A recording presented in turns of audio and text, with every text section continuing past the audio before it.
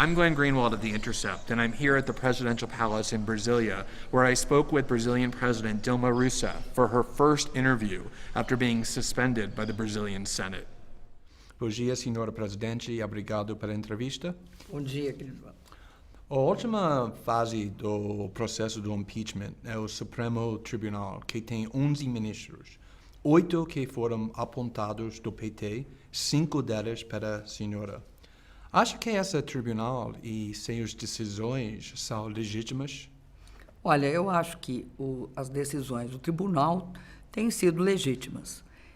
O que eu acredito é que o tribunal não vai julgar, não é o Supremo que julga agora o meu processo de impeachment. O processo de impeachment é julgado no Senado, no Brasil. Quem preside a sessão é o ministro presidente do tribunal, o ministro Lewandowski. Então, eu espero que a presidência do Lewandowski dê mais, um rito mais consistente ao processo. Mas se o senhor é impedido no Senado, pode pedir para o Supremo rejeitar ou definir se cometeu um crime de responsabilidade e também o Supremo poderia parar o processo, mas até agora o Supremo não fez. É possível que o processo que está sendo conduzido sob autoridade um tribunal legítimo pode ser um golpe? Veja bem, são duas coisas completamente diferentes. O processo, pela lei brasileira, transcorre no Senado. Eu posso recorrer ao Supremo Tribunal e o farei quando for adequado para a minha defesa. Mas, no ínterim, ele correrá no tribunal. Ele irá transcorrer dentro do Senado. O Senado é o tribunal correto. A partir daí, o que eu posso fazer é discutir se, vamos dizer, os procedimentos foram corretamente levantados, foram corretamente aceitos, nos deram ampla direito de defesa, não houve nenhuma, vamos dizer assim, nenhuma interrupção no processo. Nós estamos recorrendo disso. Nós não conseguimos liminar, mas as ações estão no Supremo e serão, obviamente, levadas ao Pleno do Supremo. O juiz individualmente, ele não deu ainda, ele não aceitou dar a suspensão do processo. Agora, eles terão de julgar. Mas vai ter a oportunidade para pedir que o Supremo definir se cometeu um crime depois? Depois. No dia seguinte à votação no Senado, o ministro Gilmar Mendes suspendeu uma investigação sobre a Aécio Neves, que a senhora derrotou na última eleição. E tem muitas pessoas que viram isso e pensaram, agora esse tribunal está se comportando como um ator político e essa suspensão iniciou o processo para enterrar a investigação Lava Jato. A senhora concorda com isso? O que é o significado desta suspensão? Olha, eu acho que essa suspensão ela é estranha, porque até agora, pelo que eu saiba, nenhuma ação teria sido suspensa até então.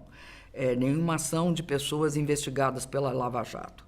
Agora, o ministro Gilmar Mendes não é a única pessoa no Supremo Tribunal. O Supremo Tribunal é composto por 12 integrantes. Esses 12 integrantes, nem todos têm a mesma posição, um tanto ou quanto mais efetivamente militante, visivelmente militante, eu diria, do ministro Gilmar Mendes. Ele está tomando atitudes que vão ser avaliadas ao longo do tempo por todos os brasileiros. Mas acho que tem Acho que no perigo. Brasil nós não podemos ter dois pesos e duas medidas. Quando se investigar, que se investiguem todos. Ninguém pode ser poupado da investigação. Acho que tem um perigo agora, depois de sua saída, se precisa sair, que eles vão tentar enterrar a investigação da Lava Jato. Eu acho que essa pode ser uma ameaça. Mas eu acredito também que nesse processo da Lava Jato tem muitos atores. Então eu não acho que seja algo trivial enterrar a Lava Jato. Eu olho com muita preocupação quando se fala em voltar à situação anterior, na qual o Ministério Público não era indicado baseado na lista tríplice, e sim indicado por razões políticas, o que levou a muitos engavetamentos, né? Tanto que no Brasil se chamava o Procurador-Geral da República de Engavetador-Geral da República. A partir do presidente Lula, e eu dei continuidade a isso, qual foi o procedimento? Nós escolhemos, dentro de uma lista de 3, geralmente o primeiro da lista. Por quê? Porque era dar ao Ministério Público maior autonomia para investigar e evitar esses processos de engavetamento.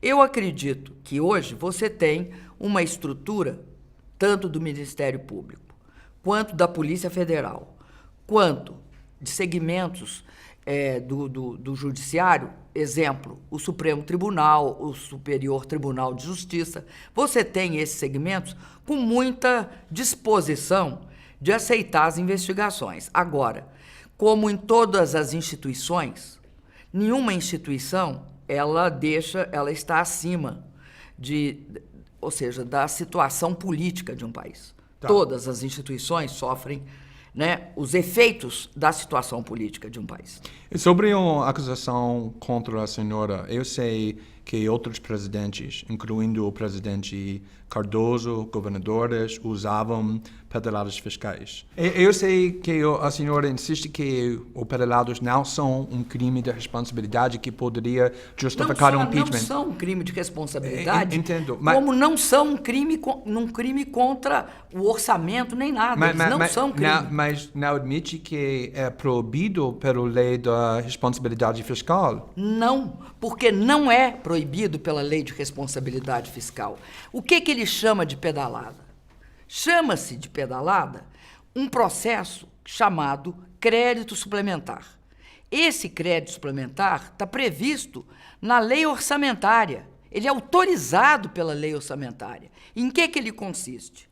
Consiste no seguinte: se você tiver um excesso de arrecadação específico numa ação de governo, você tem direito de utilizar esse excesso para ampliar a ação deste governo. Ora, eu te pergunto uma coisa, onde ocorreram esses decretos? Tribunal Superior Eleitoral. O crédito que eu autorizei foi pedido pela Justiça, pelo Tribunal. E esta não era um excesso de arrecadação global, era um excesso em cada uma daquelas rubricas. É algo extremamente técnico. Não foi nada feito à escondida, passou por todos. É uma análise que o tribunal sempre fez. Quero mudar o nosso foco um pouco. A senhora foi a primeira mulher presidente da República do Brasil. E seu substituto interino, Michel Temer, a semana passada revelou seu gabinete com 23 ministros. Nenhuma mulher, nenhum negro, 1/3 sob a suspeito da corrupção. Como reagiu quando viu essa clipe dele? O que está me parecendo é que este governo interino e ilegítimo, ele será um governo bastante conservador em todos os seus aspectos. Um deles é o fato de que ele é um governo de homens brancos, sem negros, num país que o último censo, o censo de 2010, teve uma declaração que eu acho muito importante, que foi que mais de 50% se declarou de origem afrodescendente. Bom, não ter uma mulher e não ter negros no governo, eu acho que mostra um certo descuidado com que país você está governando. A senhora falaria que o Brasil chegou ao fim da democracia? Não diria. Por que eu não diria que chegou ao fim da democracia? Porque hoje as instituições, elas podem até ter abalos, mas elas são mais sólidas do que se imagina. Eu temo hoje, porque o que acontece com um governo ilegítimo? Um governo ilegítimo, ele tenta recobrir sobre o manto de uma pseudo-ordem o impedimento da manifestação, do direito de expressão e, sobretudo, mostra eu acho, um grande apetite por cortar programas sociais. Então, quero perguntar, diante de um governo que a senhora classifica como ilegítimo, acha que é correto que os brasileiros lutam contra esse governo com desobediência civil, como a senhora fez depois o golpe do 64? Eu acho que são situações diferentes. Entendo, mas os Completamente brasileiros agora diferentes. devem usar desobediência civil para lutar contra essa guerra. Eu sei que as situações são diferentes, mas chegamos no ponto quando é justificado para os brasileiros lutam contra esse governo que está classificando como ilegítimo, usando desobediência civil. Eu acho que o que tem de fazer aqui no Brasil é lutar contra, protestar. Inclusive, eu acho que exercer uma pressão sobre os congressistas, acho uma pressão sobre todas as áreas sociais. Com Bolsa Família agora... Não, eu só estou tentando Mas dar eu quero só exemplo, perguntar porque sobre... você vai ter de ter Vai. lutas concretas. Sim. Não é uma desobediência civil genérica. Você terá lutas concretas. As pessoas vão ter de se mobilizar das mais diferentes e variadas formas. Se você chamar de desobediência civil manifestações, eu diria que sim. Seria uma desobediência civil. Sim. Agora, depende do que você define como. Tá bom. Então, mas tem muitas pessoas agora que estão indo nas ruas para protestar em sua defesa, em defesa da democracia, que estão muito preocupados, que eles podem ser enquadrados na lei do antiterrorismo, que a senhora, há só 2 meses atrás, aprovou. E quando eu entrevistei o ex-presidente Lula, o mês passado, ele disse que ele é contra essa lei, porque dá poderes para o governo desnecessários e perigosos e está sujeito a abusos. Agora, esses poderes estão nas mãos do outro presidente. Acha que foi errado que a senhora aprovou essa lei? Não, não acho. Sabe por quê? Porque todos os itens que eram bem, vamos dizer, que possibilitariam esse uso, eu vetei. Esta lei foi aprovada no Congresso. Ela diz respeito às Olimpíadas. Ela... É para isso, mas pode ser usada eu sei, contra... mas ela não tem dimensão para movimento social nem manifestação política.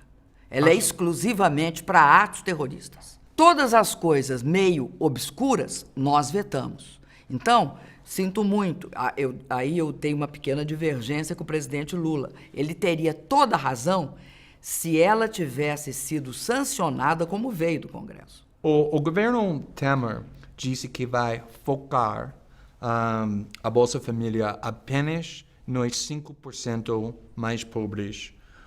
Qual vai ser o impacto dessa e como a população vai reagir, na sua opinião?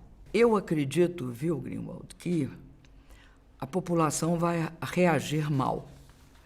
Por quê? Se focar nos 5%, você calcula num país de 200 milhões de pessoas, 204 milhões, você teria os 5%, seriam 10 milhões.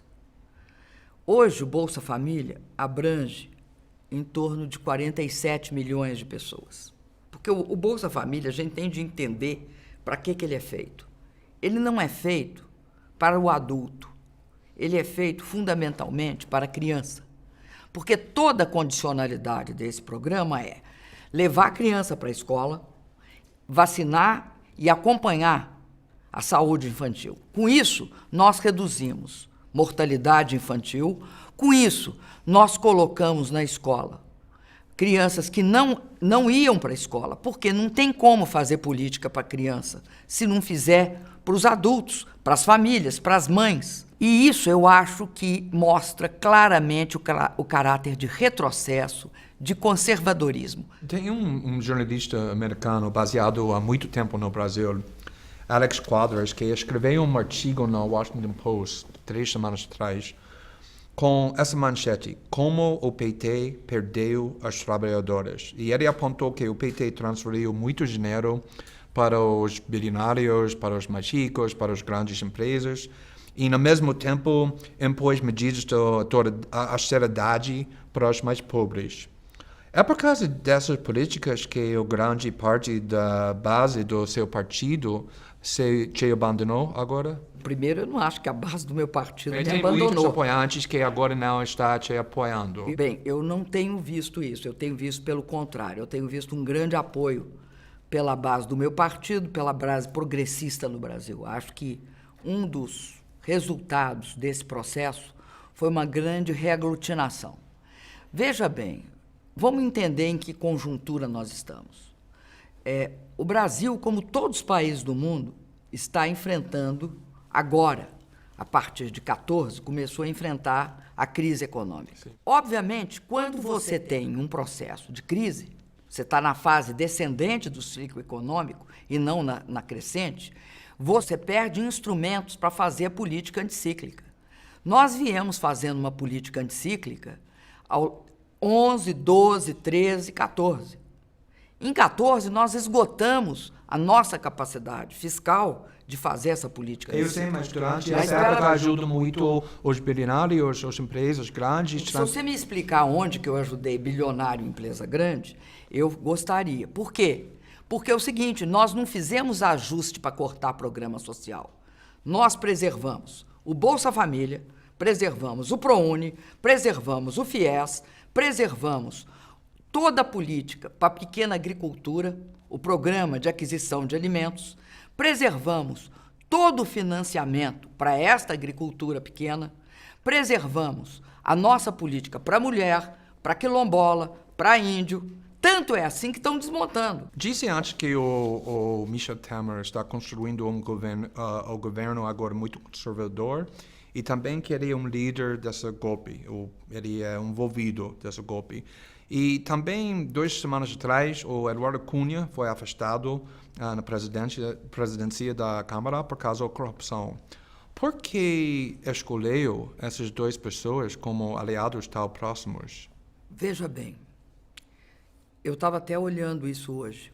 No Brasil, você tem um processo que eu acredito que talvez é um dos mais distorcidos do mundo. Aumenta o número de partidos sistematicamente. E cada vez os governos vão precisando de mais partidos para formar a maioria simples e a maioria de 2/3 no parlamento. Você tem de ter uma base de alianças.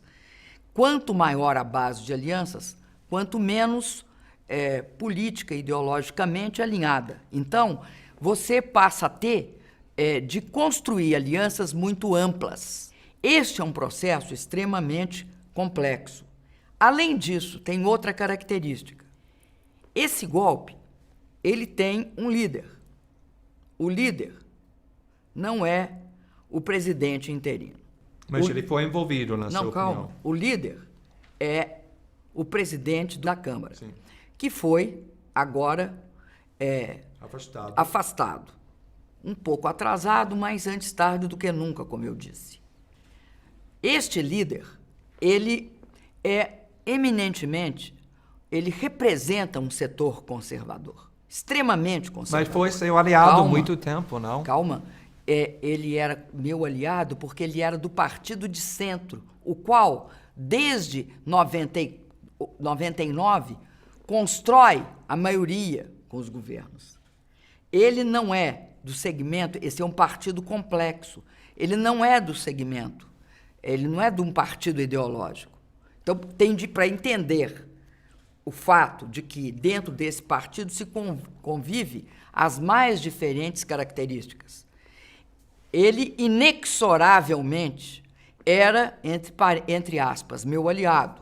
Nós começamos a ter atrito desde o primeiro dia do meu governo, do meu segundo governo. Ao longo do meu primeiro governo, nós tivemos atritos sistemáticos com ele. Tá. Então, essa é uma questão que é muito importante de ser entendida, porque ele vai agir, ele age. Tá bom. Eu tenho nas trevas. Ele é muito bom de agir nas trevas. Entendo. Na opinião da senhora, a mudança do governo e da orientação da política externa pode prejudicar a relação do Brasil com os BRICS e Mercosul? Eu espero que não cometam esse absurdo para com o país. Eu espero. Acho que tanto a Unasul como o Mercosul e os BRICS, são grandes conquistas para o Brasil. Supor que é possível um país da dimensão do Brasil não ter uma relação estreita com os países da Unasul e com os países do Mercosul, e esta grande conquista para o multilateralismo que foi os BRICS, é uma temeridade. É uma temeridade. Eu acho que seria, no mínimo, uma grande ignorância da situação internacional. A senhora disse muitas vezes que vai lutar até o final o processo do impeachment. Mas se perder o impeachment e precisa sair, que é melhor, que o Michel Temer fica no poder sem aprovação eleitoral ou ter novas eleições? Você vai me permitir não te responder isso.